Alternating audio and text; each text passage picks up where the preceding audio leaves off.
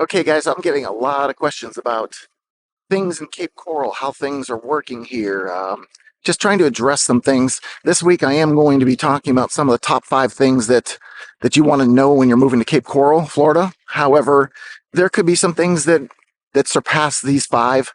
There are a lot of things that we need to discuss, but there's some key changes happening right now, and that's what I'm trying to address first. All right, so I chose this location today, which is Joe Stonis Park in Cape Coral, Florida. You see across the lake there, we've got pickleball going on. This is one of the most popular courts in the area, very accessible for a lot of people. You'll also see that there's walking trails here. We do have a number of fitness stations like you see behind me. So if you're somebody that's active, likes to get out, hey, even if you have the kids, there's the playground back there. So this is a place that you can bring the whole family. There are pavilions where you can get some shade, which we're probably going to do that in just about a minute. But I wanted to give you an idea of what's here. It's right in the Northwest Cape. I've been talking about the Northwest Cape, a lot of the changes happening out that way. And this is just another one of the advantages of living in this area. Hey everybody, my name's Craig Cunha. I'm a real estate agent here in Southwest Florida. If you've been to this channel before, you know what to expect. For those of you who haven't, this is where you're going to find out everything you need to know about moving to Cape Coral, Florida, and maybe even other parts of Florida. If you would like to continue to see these videos, you've got to subscribe, hit the little bell to make sure you're notified every time one comes out, and heck, even like the video, if you like it. Otherwise, if you want to start a property search, I am a licensed real estate agent here in Florida, and myself and my team are going to be a lot more present in the community, try to show you a lot more things. But if you want more information and you're not getting it, go to our nextfloridahome.com, get yourself registered for the property searches or our Next Florida Home app. And if you need something beyond that, what do? Call, text, or email, and now Zoom, because I've got your back when moving to Southwest Florida. Okay, so I decided to get us some shade here. So one of the first things you need to know about Cape Coral, it is a very large city landmass wise. There's going to be a lot of changes coming because there's a lot of land to still work with. And with that, it comes expansion, right? We're already seeing the problems that has to offer. The infrastructure was not built for the number of people that are due to come. We're over 200,000 people now in the city, and it's projected by, I believe it was 2047. So that's a long ways off. But they're projecting it to double in that time. So this is going to be a massive city. A lot of the things you're starting to see, some of the projects that we discussed last week with the town center that's coming up to the northwest, even the Cove on 47th, parks like this. There's many new parks that are being brought about, many new apartment complexes. So as all this stuff starts to build up, the infrastructure, the traffic, it could end up being problematic. That's something you really have to consider when choosing an area just based upon the traffic flow. Now in Cape Coral, you will need transportation in most cases. Yes, Uber is here. There are buses that briefly run mostly to the east side. But unless you're into riding a bicycle well, this morning it's already 92 degrees. That's why we're in the shade here. Sweat running down my back, the whole nine. Yeah, it's hot. It's humid. But if you're looking for transportation, there are plenty of walking paths that are around the city. There's one that actually goes from the river all the way north of here along Burnt Store Road. It's crazy. So if you're a big cyclist, you're going to have plenty of space to do that. But transportation-wise, I would consider having a vehicle, whether it's a scooter or a motorcycle or a car, truck, whatever. Bicycle and walking, it's just going to be a bit hot. Now, walkability is coming to the area. We talked about this. Downtown Cape Coral was already somewhat walkable. Now with 47th Cove being down there, it's amazing. It's going to be just a wonderful attraction. Those are going to be rental units. So unfortunately, you're still going to have to purchase something in the buildings around it to have access to all this. Now, up in the Northwest, where Coral Grove is coming in, the town center, that is going to be rentals only as well. There will be a hotel up there. So that could be advantageous, but walkability in that I can go out my front door, get into a restaurant, a shop, entertainment. These are the places you're going to do it. There are still neighborhoods very close to where this town center is going to be. There's some behind it, and there's some south of it that are very close by. So consider that if you want to be close to this kind of attraction. Okay, so number 2 is housing. There's going to be a lot of questions about housing. We've had a lot of changes here. The changes though aren't what you think they are. The changes are more about our property styles, because you knew new construction was here. And I can talk to you all day long about new construction and why you'd want to do it. But if you're somebody that can't wait for new construction to finish, you need a resale, you really need to be looking at the property condition. Our MLS now, excuse me, a little hot. Our MLS now breaks it down by homes that have damage. Just because of Ian, there were that many homes damaged, so now we have a specific category to mark the homes that way. So if you're somebody that's an investor, if you're looking to flip a property, if you're looking to buy a property at a quote-unquote discount to try and make some money, I will say I don't expect a huge discount, but there will be some sweat equity. There will be money spent to fix them up. But now it's going to be a little bit easier to discern which one of those properties might be the one that you would purchase if you are looking for an investment. Now, as far as the house pricing, it's actually kind of interesting. I went back and checked out the last 12 months for both condos and for single-family homes.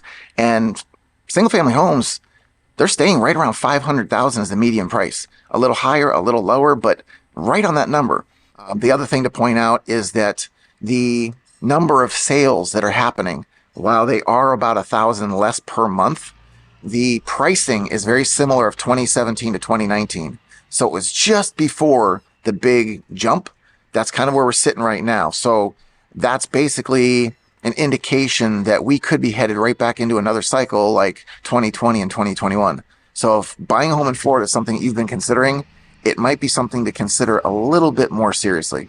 And you might be asking, well, if there's not a lot of activity going on, there's not a lot of people purchasing or selling or as many transactions going on, because that number it's about 1,000 less across all the different months. So it's not a huge difference in the number of purchases in the grand scheme, but there's a couple reasons for it. First one is inventory is still low, and that's what's keeping the pricing right around that point. We can't drop price if we don't have the homes to basically build a bigger supply, because demand is driven specifically on that demand, and people want to be here. And without the supply, we just aren't able to give them what they want. So it keeps that price in check. But the other thing is folks aren't selling their properties. I have a very low interest rate right now, and I'm not going to trade that for another home if I'm paying double the interest rate, am I? That's what's holding a lot of people back. So if we don't have them buying the homes and selling their own, these homes are generally going to be lower priced. Most people purchase as a move up. So these homes aren't becoming available to the people in the area. That's one of our biggest problems with housing and being able to have more of that supply. Now, what did happen, this is very interesting, the trim notices, the tax notices that come out in November, they have reported there's going to be an adjustment down in the values of the properties due to the damage from the storm. So while everybody's saying how expensive everything's going to be, this is a place where you can actually save a little bit of money. Now, I was speaking to Scott the other day. We're looking at putting his home on the market, and one of the things that came up with him was that insurance. Everybody's concerned about insurance, right? He didn't have any flood damage. He had no damage whatsoever on his newer home. It's a 2018. But what was interesting is he purchased flood insurance after Ian came through. Now, his home is about 2,000 square feet in the Southwest with a pool, again, 2018.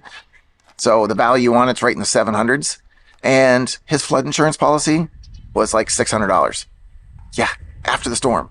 So for anybody that is having difficulty with those insurances and wants more information, I'm going to have contact information for that shortly to be able to share that with everyone. But there are companies out there you can still get affordable insurance. So don't be scared off by that process and about the stories you hear. And heck, let's throw this in as a bonus thing. I did not have insurance on the list because it's been beaten to death. And it's so ambiguous right now. There's a lot of changes that are going on. The state is now cracking down on a lot of the insurers to be sure that when they're either accepting or denying a claim, that they did it properly. There's been a lot of cases where they're skewing the numbers to suit them. And that's only hurting the process. It's slowing the process down. So there's going to be more people watching those things, which is only going to make the process more efficient and hopefully keep these insurance companies to task of making things affordable for us. Now, jobs in the area. This is number 3. Jobs in the area, they are here. They're abundant. But this is a service industry location for the most part. That doesn't mean you can't make great money. There's still all kinds of services that do command higher incomes, but they're usually a lot of experience or schooling or something of that sort. But there's an array of different income levels that are in the area, but many of the jobs out there, you're going to see construction, you're going to see, again, service, and that could be servers, bartenders, hairdressers, all that. Now, hairdressers, I'm not taking away from you because I know that that's a real skill, but that's one of the common services we have around here. Landscapers, pool cleaning services. They're all over the place. And heck, you might be somebody that'll start your own, but jobs are here. If they're not here, they're right across the bridge in Fort Myers. Now, when I say right across the bridge, I know that sounds like it's easy. The bridges can either be really smooth or they can be really bad. And when you're on a bridge, you can't go anywhere, can you? You're kind of locked in. So once you make that decision to start crossing that bridge, you're there for the eternity of that visit. So my tip to you about that is if you don't have to travel during the busy hours of the day, don't do it. I mean, 9 in the morning, that's when it starts to clear up. So from 7 to 9 in the morning, it's going to be relatively busy. And from about 4 to 6, sometimes starting as early as sometimes starting as early as 3:30. But just avoid the bridges. You can avoid these problems, but they are there. It's $2 to do a round trip. You only pay on the way back into the Cape, but $2 will be your total for a complete round trip on the Cape Coral bridges. So waterfront and outdoor activities. You've seen us on the boat. I'm using it more and more these days. And, you know, right now, I showed you the walking path here. I put in a good number of miles on a daily basis walking. I do cover up. You definitely need sunscreen or some kind of a long sleeve hooded shirt. That's what I've been wearing lately with a baseball cap. Kind of keeps the sun off me. You saw the pickleball people, which they're still out there right now. And it's 11 o'clock in the morning and 95 degrees. They're still out there playing. Having access to this on the regular is just an amazing feeling. Even people with pets. I see somebody out walking their dog right now. If you're those kind of people that need to be outside all the time or just enjoy being outside, lots of hiking trails here. No, you're not going to have a bunch of terrain to go up and down. It's not going to be that kind of strenuous, but you can get outdoors. You can see nature. We're seeing more and more of these parks that are popping up. Many of them are starting to have more activities within the parks. So as more of that comes out, I'll definitely be sharing. You heard about the food truck park. That's just going to be a whole nother nuts thing. It's going to be crazy. There's so many excited people about that, that's coming here. But there's a lot of change going on in Cape Coral right now. And what do they say about things that are changing? It's best to get in early, right? I want to address one real quick. And this one is that I'm just hearing this from a lot of people. I have personally been single here for a little while, and I've talked to friends that are also in the same boat, and the single life in this area is a little hard to navigate. It's not something that's necessarily easy to find. Depends also on your age group. There's some places here that are jammed with people in the age groups, like Dixie Roadhouse. It's a country line dancing bar. We talked about it briefly the other week, and there's going to be a lot of 20s and 30s in this place. It's loaded for that. There are a lot of activities like kickball leagues and softball leagues, golf leagues, co-ed golf leagues, volleyball. So there's a lot of activities, but if those aren't necessarily your thing and you don't want to make that commitment to those different leagues every single week, it can be a little tougher to meet people. The gym, that's kind of a creep show thing, right? And overall, what are you gonna do? Go to a bar and find somebody? It's just a little bit difficult at times. There are apps available, obviously, if you've been on one. It's the same thing here as it is other places. I just don't know if the choices will be all that wonderful. You're gonna hear those trucks all the time. That's what the construction around here is. So if they chirp in there with their loud exhaust, don't mind that. It'll be gone in a minute. Anyway, that's kind of a rundown of the dating scene here. It's not terrific. My mother's older, and she has been single for quite some time, and she finds challenges. Just even trying to find somebody to spend time with. She goes to church, has a bowling league, all that stuff. So even an active lifestyle doesn't guarantee anything. So just keep that in mind. If you're coming here looking to make it a place that you can have a thriving singles life, maybe if you go downtown Fort Myers, that's a possibility. But as a whole, I'd say best of luck to you and good hunting. Okay, so that's a little bit more about the top 5 things to think about when you are considering moving to Cape Coral, Florida. If you have any other questions, want to see some other videos about the area, check out one of these other videos. But if you got a specific question you needed an answer to, let's get on the phone. Let's get a Zoom call going, or heck, email or text me. Whatever's easiest for you, just get in touch with me and we'll get it worked out for you. Because I've got your back when moving to the Gulf Coast.